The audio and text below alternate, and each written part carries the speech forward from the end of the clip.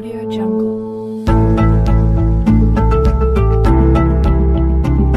Audio Jungle.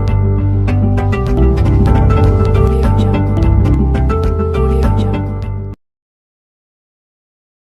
Friends, હું અજય ત્રિવેદી અને આજે આપણે શીખી રહ્યા છીએ બોર્ડમાં પૂછાતો અને મોસ્ટ આઈએમપી પ્રમેય. આજે જે પ્રમેય જોવાના છીએ એ પ્રમેય 6.1 છે, જેને શું કહેવાય છે ટૂંકમાં સમપ્રમાણતાનું મૂળભૂત પ્રમેય. યાદ રાખજો મિત્રો, ખાસ આ અગત્યનો છે. અથવા એમ ન પૂછાય તો થેલ્સનો પ્રમેય સાબિત કરો, આવું પણ પૂછી શકાય. હવે જ્યારે આવું ટૂંકમાં પૂછ્યું હોય કે થેલ્સનો પ્રમેય સાબિત કરો, તો હવે શું કરશો કહો? તો તમને નહીં આવડે, કારણ કે તમે પદ્ધતિસર એની તૈયારી નથી કરી. પણ મિત્રો, ચિંતા નહીં કરવાની, આ વસ્તુ તો તમારે યાદ રાખવાનું કે આ પ્રમેયને આપણે સમપ્રમાણતાનું મૂળભૂત પ્રમેય કહેવાય, અથવા એને થેલ્સ નામના ગણિતશાસ્ત્રીએ આ પ્રમેયની સમજૂતી આપી હતી, એટલા માટે એને થેલ્સનો પ્રમેય તરીકે ઓળખીએ છીએ. હવે બીજી વાત, એની પ્રતિજ્ઞા મેં અગાઉના વિડિયોમાં તમને વાત કરી હતી કે દરેક કોઈ પણ પ્રમેય તમે તૈયાર કરતા હોય તેની પ્રતિજ્ઞા તમારે ખાસ તૈયાર કરી દેવાની. પ્રતિજ્ઞા તૈયાર હશે તો કયો પ્રમેય પૂછાયો છે તમને તરત આવડશે અને તમે તરત પકડી શકો કે ભાઈ આ ચેપ્ટર 6 ચેપ્ટર 10 કયા પ્રમેય પૂછાયા છે, તમને ખ્યાલ આવે તો તમે સરળતાથી પરીક્ષામાં લખી શકો.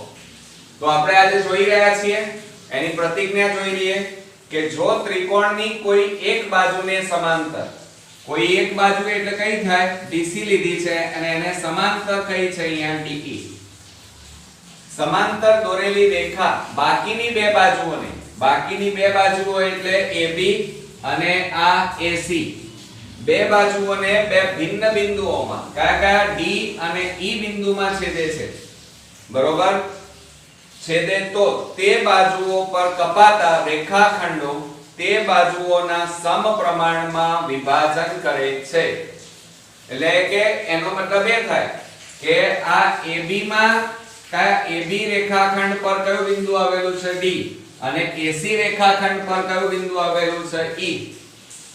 બીજું, અહીંયા BC રેખાખંડ સમાંતર શું છે DE રેખાખંડ, એટલે એનો મતલબ એ થાય કે અહીંયા આ AB રેખાખંડનું બે સમાન ટુકડાઓમાં વિભાજન થાય છે અને એ જ રીતે આ AC રેખાખંડનું AE અને EC રેખાખંડોમાં સમાન ટુકડાઓમાં વિભાજન થાય છે.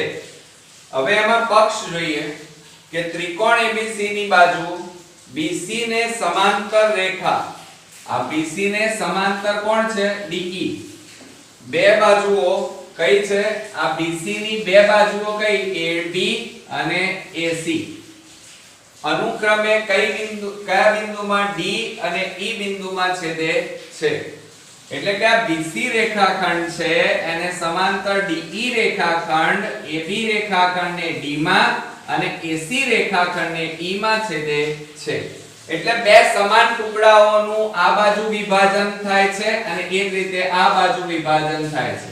એટલે શું થાય, AD/DB થાય. જો AD/DB અને આ બાજુ શું થાય, AE/EC થાય. બરોબર મિત્રો, આ આવ્યું તમારું સાધ્ય. હવે તમે સાબિતી તરફ જઈએ.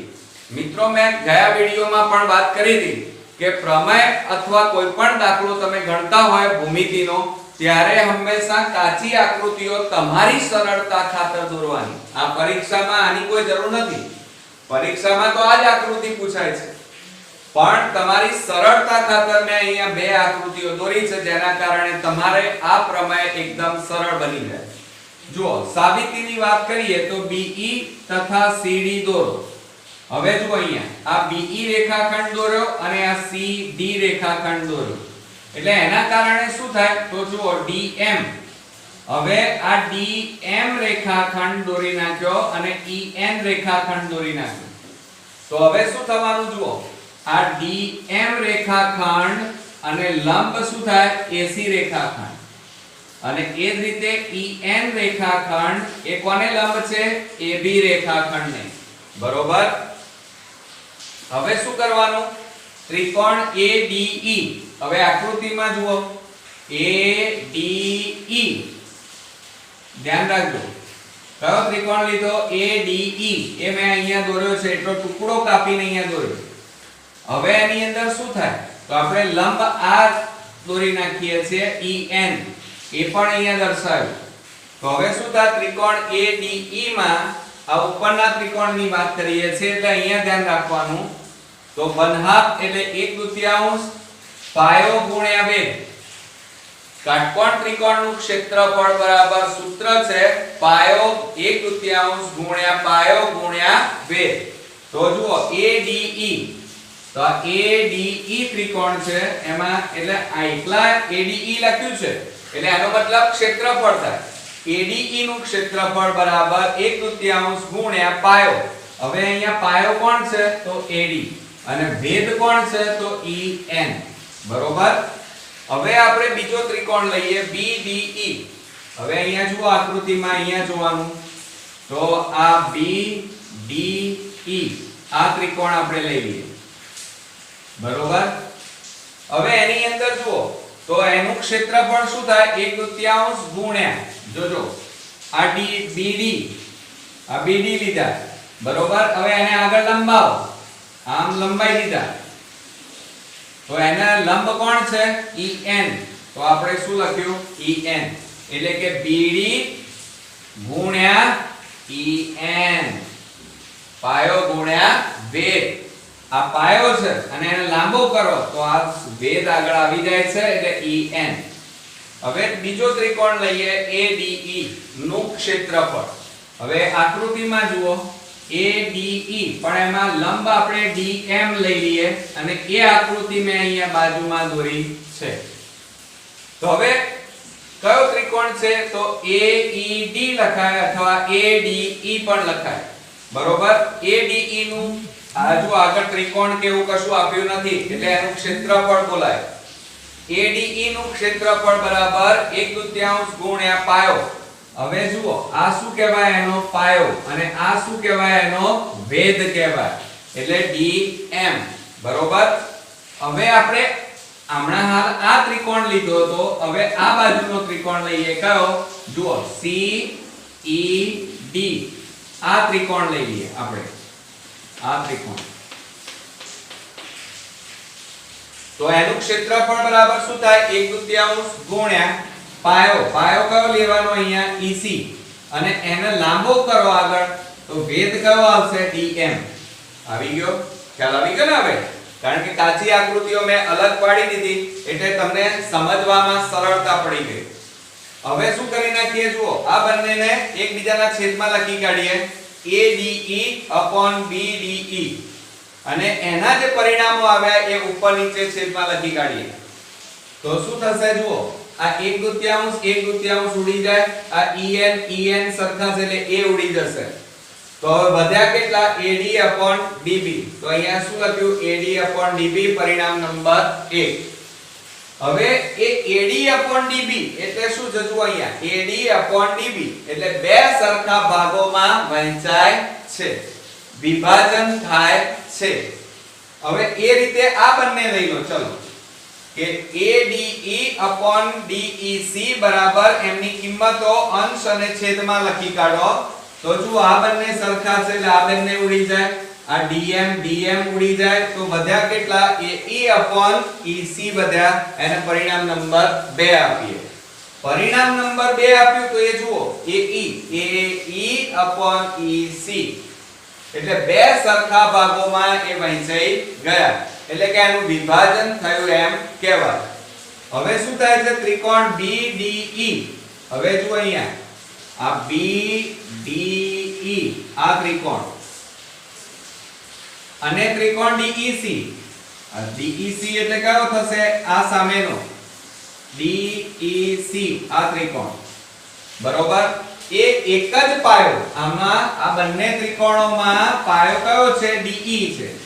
બંનેમાં કોમન આવે છે. જુઓ આમાં DE આવે છે, આમાં પણ DE, એટલે પાયો કયો આવે છે? DE common. માટે શું થાય કે આ BC રેખાખંડ સમાંતર DE રેખાખંડ થાય. બરોબર એટલે BC રેખાખંડ સમાંતર DE ની જોડ વચ્ચે આવેલા આ બંનેની જોડ છે એની વચ્ચે આ બંને ત્રિકોણો આવેલા છે ખ્યાલ આવી ગયો માટે શું થાય BDE બરાબર DEC આ બંને ત્રિકોણો કેવા છે સરખા થાય પરિણામ નંબર 3 તો પરિણામ 1 આ રહ્યું પરિણામ 2 અને પરિણામ 3 પરથી શું લખાય કે AD/DB બરાબર AE/EC એટલે કે બે સરખા ભાગોમાં વહેંચાઈ જાય છે એમનું વિભાજન થાય છે આને આપણે સમપ્રમાણતાનો મૂળભૂત પ્રમેય અથવા તો થેલ્સનું પ્રમેય તરીકે ઓળખીએ છીએ ખ્યાલ આવી ગયો મિત્રો બરોબર ફરીથી એક વખત નજર મારી લઈએ આપણે જુઓ કે પક્ષમાં ત્રિકોણ ABC છે ABC ની બાજુઓ AB રેખાખંડ AC રેખાખંડ અને BC રેખાખંડ પાયો હવે આ BC રેખાખંડને સમાંતર કોણ છે DE રેખાખંડ અને આ D બિંદુ એ AB રેખાખંડ પર અને E બિંદુ AC રેખાખંડ પર એવી રીતે આવે છે કે જેથી આ AB નું બે સરખા ભાગોમાં વિભાજન થાય છે અને આનું AE અને EC એમ બે સરખા ભાગોમાં વિભાજન થાય છે માટે સાધ્યમાં શું થાય AD/DB અને AE શું થાય EC થાય મિત્રો એ સાધ્યમાં આપણે લીધું હવે સાબિતીમાં લઈએ કે આપણે સૌપ્રથમ એક તો BE દોરી નાખીએ CD દોરી નાખીએ આ બાજુ DM દોરી નાખીએ આ બાજુ EN દોરી નાખીએ તો શું થાય તો જુઓ આ DM રેખાખંડ લંબ કયો થાય AC રેખાખંડ અને EN રેખાખંડ લંબ કયો થાય AB રેખાખંડ થાય બરોબર હવે આપણે ઉપરનો ત્રિકોણ લઈએ ADE આ ત્રિકોણ લઈ લો ઉપરનો તો હવે શું કરી નાખશો બરોબર ધ્યાન આપજો જરા તો હવે આપણે આ ઉપરનો ત્રિકોણ લઈએ બરોબર અને એમાં આ લંબ લઈ લો તો એ ત્રિકોણ મેં અહીંયા દોર્યો છે EAD અથવા AED માં લંબ કોણ છે EN તો એનું સૂત્ર શું થાય તો 1/2 ગુણ્યા પાયો ગુણ્યા વેધ એટલે કે 1/2 ગુણ્યા AD ગુણ્યા EN બરોબર હવે આ ત્રિકોણ લઈએ અને એમાં તમારે આ વેધ છે એ DM લેવાનું તો કયો ત્રિકોણ થશે તો જુઓ ADE કયો ત્રિકોણ થાય ADE માં વેધ કયો થયો DM તેનું સૂત્ર શું થાય 1/2 ગુણ્યા AE જોજો બરોબર શું થશે 1/2 ગુણ્યા AE upon DM થાય બરોબર હવે બીજી વાત કરીએ હવે શું કરીશું તો તમે જોયું હશે ત્રિકોણ અરે ADE નું ક્ષેત્રફળ આ ADE નું ક્ષેત્રફળ એ તો મેં કીધું કે 1/2 ગુણ્યા AE ગુણ્યા DM હવે BDE નું ક્ષેત્રફળ હવે આ લઈએ છે જુઓ BDE નું ક્ષેત્રફળ આ બાજુનું તો 1/2 ગુણ્યા BD ગુણ્યા અહીંયા વેધ કયો છે EN તો આ EN હવે આપણે આ બાજુ જતા રહીએ તો અહીંયા આ લઈએ ત્રિકોણ DEC લઈ લઈએ આ ત્રિકોણ લઈએ તો એમાં પાયો છે EC એટલે 1/2 ગુણ્યા પાયો ગુણ્યા વેધ એટલે DM બરોબર હવે એમના અંશ અને છેદમાં લઈએ તો શું થશે AD આ બંને લઈ લઈએ તો ADE/BDE બરાબર આ બંને કિંમતો અંશ અને છેદમાં મૂકીએ તો સરખું ઉડાડી દો તો AD શું વધે DB એને પરિણામ નંબર કયું આપીશું 1 એ જ રીતે આ બંને અંશ અને છેદમાં લખી કાઢીએ તો સરખા પદો ઉડી જાય છે તો AE/EC વધે અને પરિણામ નંબર 2 હવે જુઓ બે ત્રિકોણો છે BDE હવે આકૃતિમાં જુઓ BDE એટલે આ થશે BDE આ ત્રિકોણ અને બીજો એની સામેનો કયો થાય તો DEC ત્રિકોણ થાય આ બરોબર એ એક જ પાયો આમાં પાયો કયો કોમન છે DE